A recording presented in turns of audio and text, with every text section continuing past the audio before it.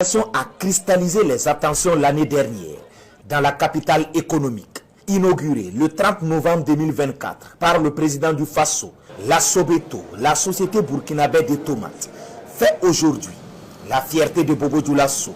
Son produit, Adia, au-delà d'être une marque, se veut la concrétisation d'une vision de développement endogène. La Sobeto, après une année de fonctionnement, se porte bien. La production suit son cours normal et les populations adhèrent à son produit. Actuellement, on a à peu près 20 000 canettes mises en carton qui attendent que les grossistes viennent pour les enlèvements.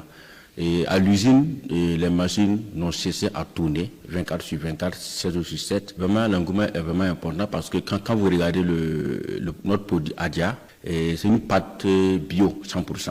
Nous sommes en train de mettre tout en œuvre pour un conditionnement continuel. L'impact social de la Sobeto est évident au dire de ses responsables. Et la grande campagne qu'on a fait, on a pu acheter en moyenne 600 millions de francs à une équivalent de matières premières. Donc ces 600 millions-là se trouvent au niveau de ces producteurs. Donc il y a un impact économique qui est vraiment visible auprès de ces producteurs-là.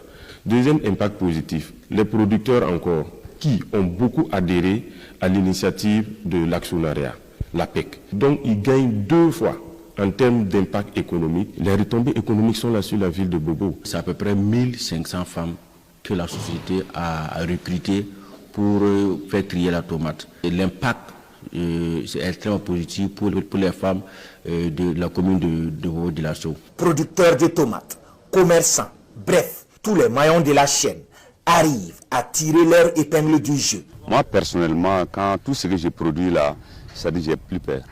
Je sais comment là, mes tomates ne vont pas pourrir. Pour un début seulement, rien qu'avec quelques membres, pour un essai, nous on a pu déjà donner 16 tonnes à Sobeto.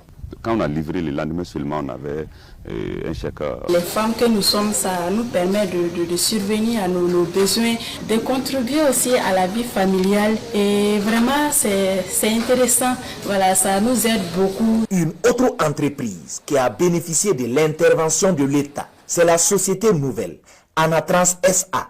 Cette unité de transformation et de commercialisation de la noix de cajou depuis 17 ans à Bobo Dioulasso s'est vue contrainte en juillet 2024 d'imposer à ses employés un chômage technique. Les circonstances indépendantes de la volonté de tout un chacun a poussé les partenaires qui étaient là depuis 15 ans à prendre la décision de partir. Malheureusement, cette décision fut prise en plein milieu de campagne, ce qui ne nous a pas permis de nous approvisionner en noix pour pouvoir transformer sur la campagne 2024. Nous avons dû libérer le personnel saisonnier, donc à peu près 2000 employés, dont 90% étaient des femmes.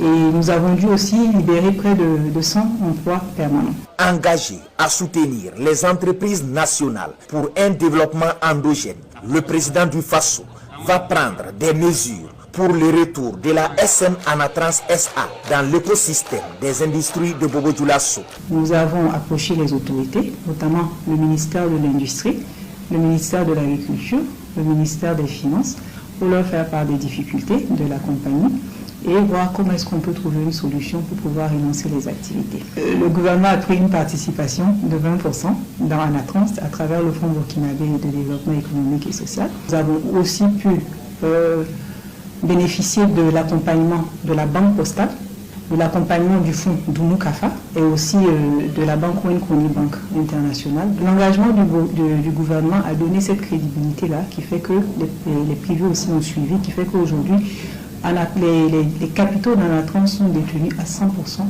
par des Burkinabés. Et pour être témoin de la reprise des activités dans cette unité industrielle, le capitaine Ibrahim Traoré lui-même fera le déplacement le 23 mai 2025.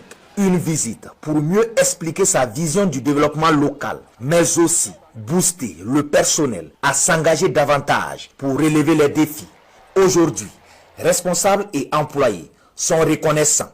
Puisque nous étions au chômage, on ne faisait rien. Et grâce à lui, on est revenu ici, on est en train de travailler. Et grâce à ça aussi, nous sommes en train d'aider notre famille financièrement. En tout cas, ça a apporté beaucoup de positivité dans nos vies. Tout va très bien. puisque nous avons fait 10 mois sans travailler. Et il a promis, il a exécuté. Et vraiment, nous sommes très heureux, nous sommes très contents. Quand il est venu ici, en plus de tout ça, pour nous encourager et pour nous dire qu'il reste encore à côté de nous, pour s'assurer que nous allons jusqu'au bout de nos challenges, je pense qu'au-delà d'être honoré, on s'est senti doublement motivé. Avec cette réouverture de l'unité, ce sont des milliers d'emplois, dont 90% détenus par des femmes qui sont recréés et des milliers de producteurs qui ont de nouveaux accès à un marché international.